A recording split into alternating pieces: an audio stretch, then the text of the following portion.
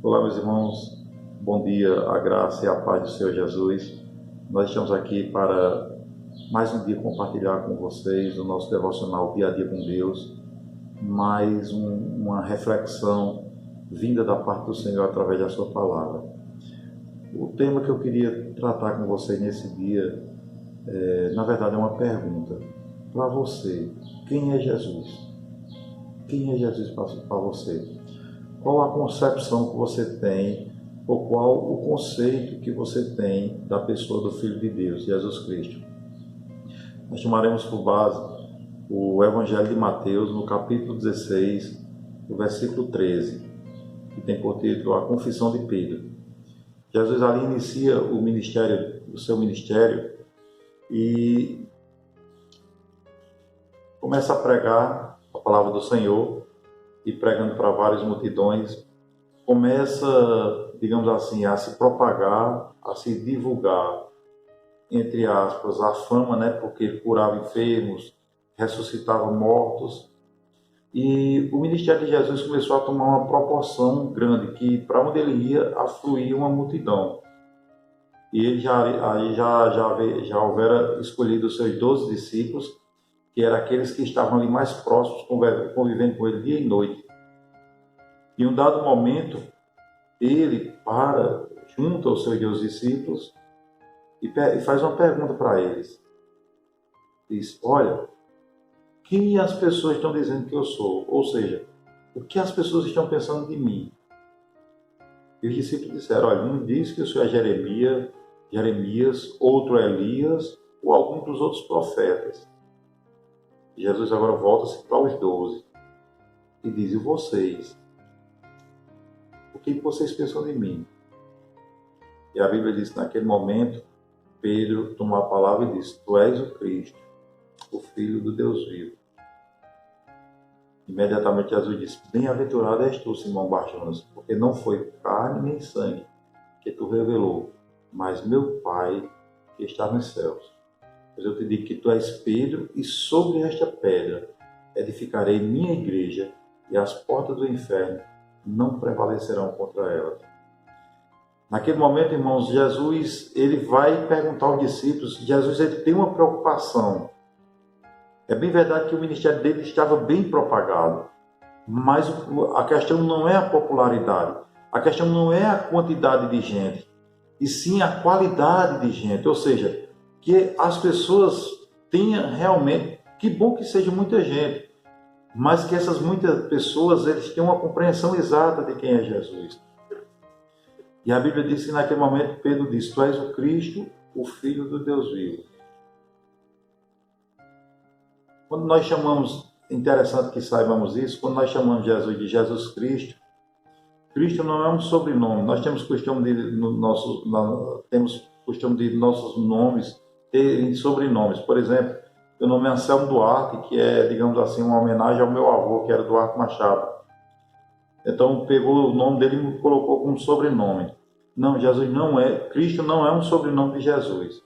Jesus é o nome dele, que quer dizer Jeová é salvação, porque foi através de Jesus que veio a salvação. E Cristo quer dizer Messias, ou prometido. Ou seja, quando Pedro diz: tu és o Cristo, ele não está fazendo alusão ao nome de Jesus, ele está fazendo alusão à promessa de Deus para nossas vidas. Tu és o prometido de Deus, tu és aquele prometido que o Senhor prometeu desde quando o homem caiu no Gênesis. Lá no início, quando o homem caiu em pecado, o Senhor prometeu que haveria de vir um que esmagaria a cabeça de Satanás. E o Senhor chegou, o Senhor é o prometido de Deus. Louvado seja o nome do Senhor. Então, meus irmãos, Cristo, quando Pedro diz: tu és o Cristo, o Filho do Deus vivo, ele está dizendo justamente isso, que Cristo foi o prometido nas Escrituras, foi o que Deus havia prometido por meio dos profetas, por meio dos arautos dele, que haveria de vir para a salvação da humanidade. E quando ele diz o Filho do Deus vivo, ele está querendo, irmão, dizer que o Senhor ele foi enviado por Deus. Sim, porque Jesus mesmo disse: Deus amou o mundo de tal maneira que enviou o seu Filho. Jesus ele nasceu não de vontade de homem, Jesus ele nasceu da vontade de Deus. O Espírito Santo veio sobre a Virgem Maria, ela concebeu e deu à luz ao Filho de Deus. Mas ele é obra e graça do Espírito Santo. Ele veio com esse propósito de salvar nossas vidas. Nós temos, irmãos, muitas pessoas que creem em Cristo. Mas quando nós perguntamos sobre salvação, muitas pessoas dizem, eu não sei. Então, a nossa fé, ela não está centrada de maneira correta. Por favor, eu te dizer isso. Cristo, ele disse, eu vim buscar e salvar o que havia perdido. Cristo, ele veio com um único propósito, de abrir o nosso caminho de volta para Deus. O homem tinha pecado. E o pecado fez com que o homem se separasse de Deus. Paulo ele vai dizer em Romanos 3,23, confira. 3,23 diz assim, todos pecaram e se afastaram da glória de Deus. Mas a Bíblia diz que Cristo ele veio restaurar esse caminho que estava rompido pelo pecado. Ele disse, eu vim buscar e salvar, o homem estava perdido.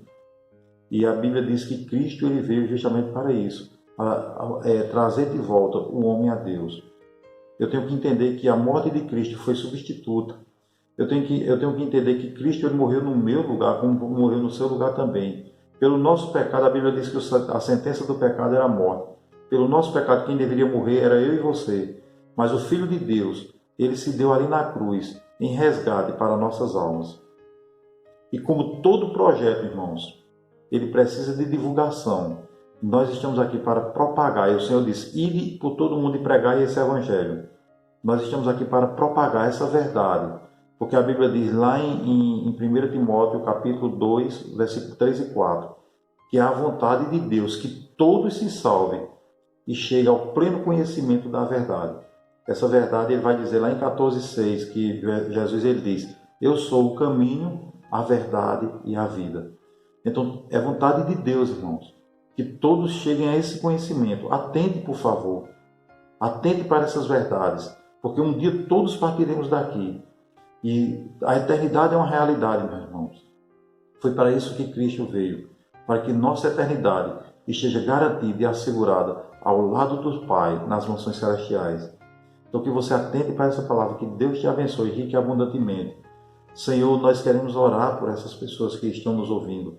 Meu Deus, para que essa palavra, meu Deus, ela possa encontrar guarida em coração. E que com uma espada, meu Deus, de 2 gumes, poderosa e eficaz, essa palavra possa, meu Deus, romper juntas, almas e medulas. E possa, meu Deus, perfurar, compungir corações a aceitar o seu Filho Jesus Cristo como único e suficiente Salvador. Que Deus nos abençoe. Deus te abençoe, meu irmão. Em nome de Jesus. Amém.